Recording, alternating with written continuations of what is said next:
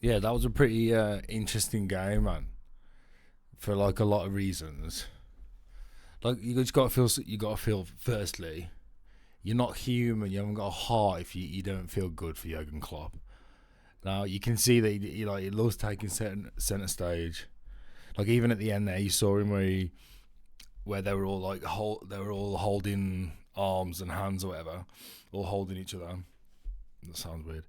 And he went out on his own and started kind of like jeering the crowd up. Like he loves the attention, but you can't help but feel good for him, man. Because one, Liverpool might not even win another trophy this season, right? I know they're going for four.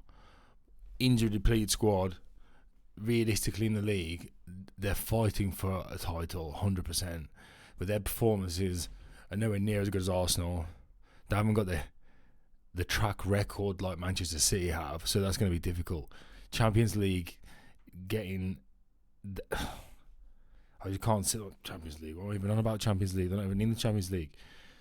In the Europa League, yes, maybe. That's going to take it out of them. And the FA Cup, so... Yes, they can win 4 trophies, but the nightmare for Liverpool and for Jurgen Klopp was, imagine giving this announcement and then not getting a single piece of silverware. So that's why it was just so sweet. And there was a lot of things in the recipe of a match, in that specific match. There's a lot of things in the recipe of it, or in the ingredients of it, if you want to put it that way, that made it so special for him. And obviously the biggest thing, the most obvious being the kids when they came on towards the end of the game and into the extra time. That was, like they said in commentary, that was something that kind of like underlined Jurgen Klopp's dynasty, that he's had the effect over the whole club. And that's, I think, for a manager, that's what happened with Alex Ferguson. That kind of energy kind of like goes past talent, and when you kind of build that energy into a club, that kind of like dynamic intensity into the play and into the daily work, which is what obviously Jurgen Klopp's done at Liverpool. When you can do that, and it has the effect filtered down into the academy, so then when the players come through, they've got the same kind of like tenacity and kind of like desire and will, which seems so rare in modern day football.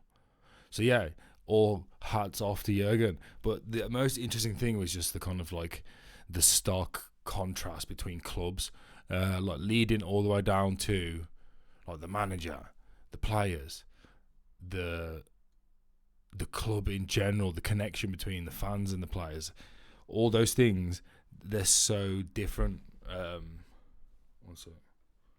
Yeah, it's just so much difference between Chelsea and Liverpool. And I think all of Chelsea's kind of like weaknesses and flaws were made even more apparent because Liverpool were the kind of shining light being compared to them today. So yeah, all of the things that make Liverpool great are all the things that Chelsea are missing now. Even a full strength Liverpool squad and a full strength Chelsea squad, you can argue, if you really wanted to, if you wanted to get into the kind of like finer details and technical aspects of football, you could argue that Chelsea's team, even how they perform this season on paper, are better or more kind of like accomplished technically, right? But even with all that money spent and all these players, there's massive holes in Chelsea's kind of like foundations as a team. And that's why Gallagher's so important and looks so important in that team at the moment, and why everyone's giving him so much praise. It's because he's kind of like the connection, the only kind of like bridge between kind of like any kind of identity that Chelsea have post Abramovich. He's kind of like the nucleus. Ever since Mason Mount left, they've literally have to put all of their eggs into kind of like the Conor Gallagher basket just to give them some kind of identity to kind of stick to, because otherwise it literally is just a kind of an arrival lounge of like potential and technically decent players, but there's just no kind of like grounding to Chelsea. That's what you saw today. And then you, like we're saying, the mirror kind of opposite to that is what Liverpool are, like bringing in players that aren't obviously ready at a technical level or a physical level, but kind of like the culture that Jurgen Klopp's built at Liverpool gives like these players, the youngsters coming through, but it fills the gap between that kind of technical deficiency and the physical deficiency. Jurgen Klopp has created enough energy as the leader of that club that when you put on that Liverpool shirt and you come on, you gain that extra like 10%. And especially in a scenario now, it's like a beautiful kind of story that they're trying to paint out. And fair play to Klopp. Like, why wouldn't you call your shot early and then try and just savour it? He's done it for himself. Do you know what I mean? Which is fair enough. He's said early doors that he's gonna quit, and then that kind of like builds pressure, but creates kind of like this bubble around the squad, all this noise on the outside, and then they can kind of like take energy from that. But yeah, it was just soul versus no soul, wasn't it? That's what that was today. Because, like, in regards to the players on the pitch that Chelsea had, they should have easily won that game. But that's what it was. It was soul versus no soul, 100%. And you just need continuity between squads. And Chelsea have just done like this huge rebuild. And it's just and so like new owner, all the players out, new players in, new backroom staff, like everything new. But then you kind of like lose what actually is Chelsea, and Chelsea's kind of identity was fragile anyway. Like that, it was built on a Russian oligarch, so it's not like it's built on some like incredible historic foundations, like pre Todd Bowley era. But he kind of just scrapped all of that, right? And maybe there's some political elements that kind of like made it more of a natural transition just to start all over again, because all just the kind of like negative energy surrounding the kind of pre-Todd Bowley era, right? Because of all the war and all that, whatever. But yeah, you need continuity between squads, like playing staff, like some kind of structure upstairs, because otherwise like, it all goes out, all that learned information and all that kind of knowledge, the learned knowledge of the environment and what it means to kind of like, what it means specifically to kind of like be a Chelsea player and all that bollocks, right? You lose all that stuff, and I know it sounds all poncy, but that stuff's important. It really is. You need those people around, and they lost all of them. And today, you saw it, and also with Poch, man. Poch is just so uninspiring. And again, compared to Jurgen Klopp, it's just the complete opposite. I don't know about Poch, man. I don't know how is Poch inspiring anything. Like the best Poch can try and be is like an Ancelotti type, because he's got that kind of really, whenever he's got charisma, like as a nice guy, and he can, like if he really wanted to go down one route as a manager, I'd say to go down that Ancelotti kind of like, I can handle like players, and but he just doesn't have it. It's weird, isn't it? Because that's where he should be. He should be in that chilled, suave kind of Don Carlo vibe, and that's what Poch should be. But he's mad uninspiring. Like even that, he just seemed to be more kind of like fiery, I suppose, when he was at Southampton. And and then even when he went to Spurs straight away, that I feel like even at that point, you just got a really good squad, man. Like we can say that, like you had this really amazing defense, Vertonghen, Alderweireld and Rose and Walker and whatnot, and then you had like Kane coming through, and Dele Alli in his prime, Eriksen in his prime, like Moussa Dembele in his prime. Like these are like really good players, right? And Son, like these are like in his prime probably as well. So these are like, you just had like a really good starting 11, which,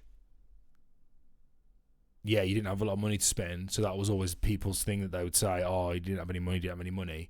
But you basically landed on like an absolute banger of a team, a really good team. So that's kind of, you can now, with hindsight, you can look back at that Spurs time and be like, well, your team was absolute bad boy, bro, and you still kind of didn't win anything, and you had a banging team, man.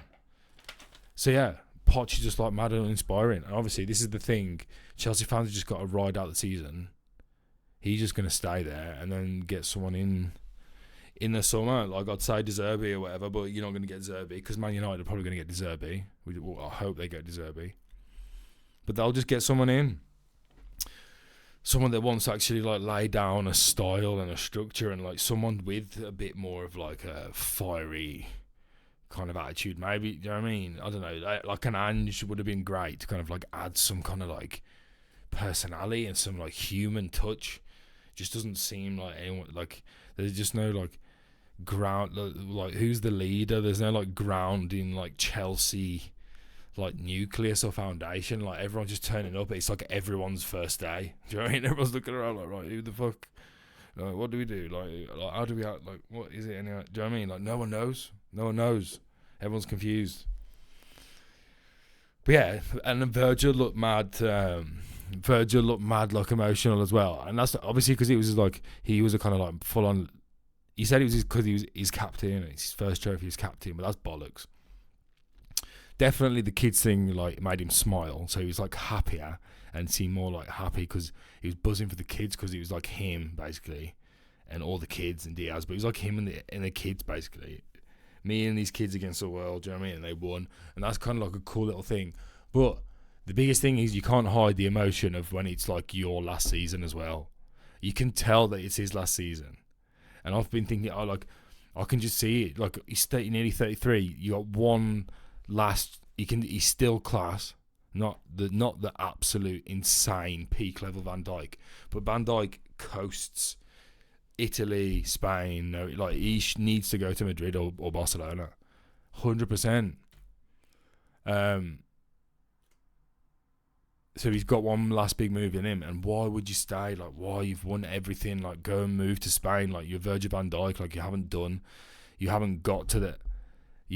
done the prestige club. Like, everyone needs that stamp. Do you know, like, everyone needs that stamp in their passport, bro. Everyone needs a Barca or Real Madrid stamp. We all know it. Everyone hates it. If you're not a Barca or Real Madrid fan, everyone's annoyed. Everyone has an inferiority complex. But why? Of course, if you ask him, would you go Real Madrid? He's like, yes, bro, I'm there, man. Virgil van Dijk for maybe like 60 mil, 1 year left on his contract. Telling me Madrid aren't biting your hand off for that. I reckon I might do it. So I reckon Virgil's going to leave. My theory is like Virgil, Klopp, and Trent might all end up at Real Madrid. But yeah. I think Virgil might leave. I think Klopp's going to have a year out. Virgil will go to Real Madrid straight away. And I reckon Klopp goes there in a season. But anyway, Virgil looked emotional. And that emotion wasn't, oh man, I'm so happy to win a Carling Cup. Like, he couldn't give two shits about a Carling Cup, bro.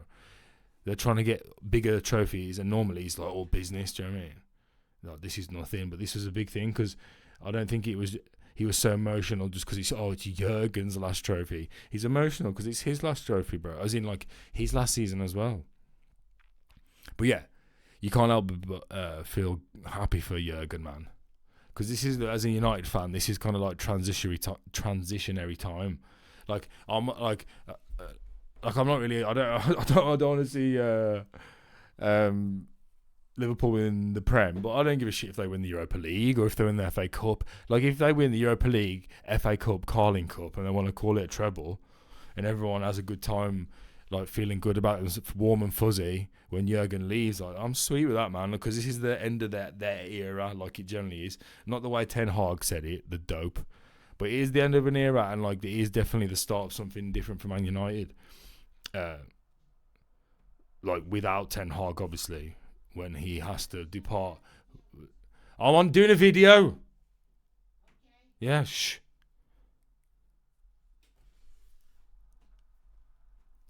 And this is it's a complete new year for Man United as well. Oh my god. Не делает звук, man.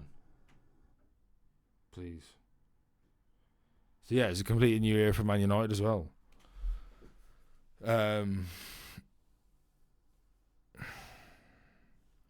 And that's why it's like, as a United fan, you're not really that bothered because you can just be happy for Jurgen.